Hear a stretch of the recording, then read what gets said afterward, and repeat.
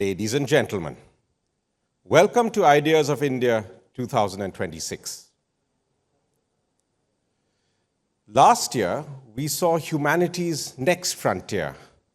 Since then, mankind has been mired in conflict. War has visited the subcontinent. The White House has disrupted global trade with tariffs. The US Supreme Court has since struck down the decision. India has negotiated a free trade agreement with the European Union. Farm unions in India are opposing a deal with the United States. Gaza still burns. Venezuela has seen regime change. There have been tensions in Iran, and several attempts to resolve the war in Ukraine are yet to bring peace. Peace is not automatic in global politics. In 2014, Henry Kissinger argued that the world needed an agreed-upon order, a set of rules setting limits to permissible action, sustained by legitimacy among nations and enforced by a balance of power. The alternative was a descent into chaos.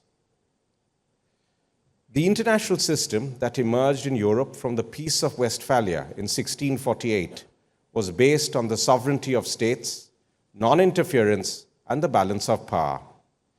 This subsequently governed much of international relations around the world.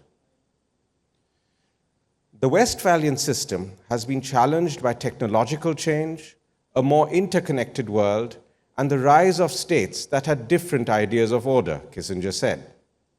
Europe itself had discarded the system to the point where a continental bureaucracy controlled its currency and borders.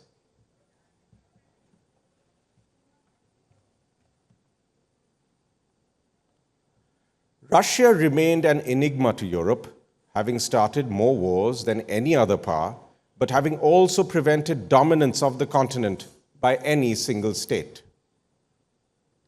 The American tradition was torn between idealists who looked to spread democratic values around the world and realists who sought to protect the national interest and maintain the balance of power. The Chinese conception of order assumed a hierarchy of states paying tribute to the Middle Kingdom. Kissinger felt that the world needed to forge a new, stable order that had legitimacy and power. He saw a modernization of the Westphalian system informed by contemporary realities. What would such a system entail today? Monica Duffy Toft has said that in a geopolitical situation like that prevailing at the end of World War II, the world would devolve into spheres of influence, areas that states control, but over which they do not necessarily exercise sovereignty. The United States, Russia, and China may well choose to carve up the world among themselves. John Mearsheimer thinks that the rise of China, a nation with a large economy and population and a strong military, cannot be peaceful, for the United States would never accept Chinese dominance in Asia. The inescapable outcome is competition and conflict, Mearsheimer writes. Yan Shuitong has predicted a world with the United States and China as its two superpowers, as China continues to close the gap in economic, military, and cultural domains using what he argues is its more capable political leadership.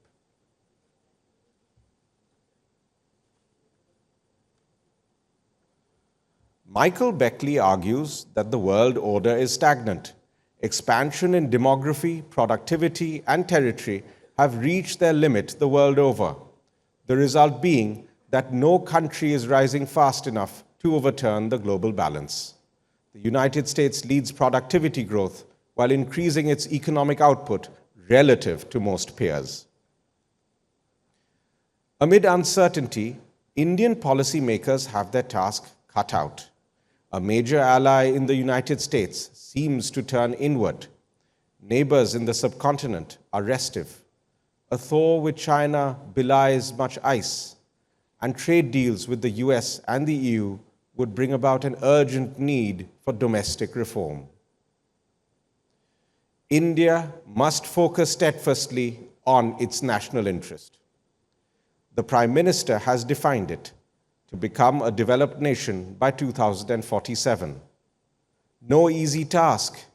The world economy remains slow, households are saving less since the pandemic, and Indian businesses, other than Adani and Reliance, are not investing much. Jobs are still hard to come by for a young workforce that remains short on skills. In these circumstances, development, not status, is the national interest. Indian policymakers must look to manage an environment in which the country is to deliver material progress over the next 2 decades. This means placing India's economic interest above all else while protecting its sovereignty.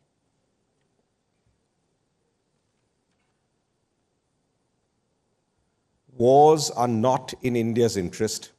We must increase trade with those who buy our goods and services and lay out the red carpet to those ready to create jobs here. It would be unwise to ignore national security in a volatile subcontinent.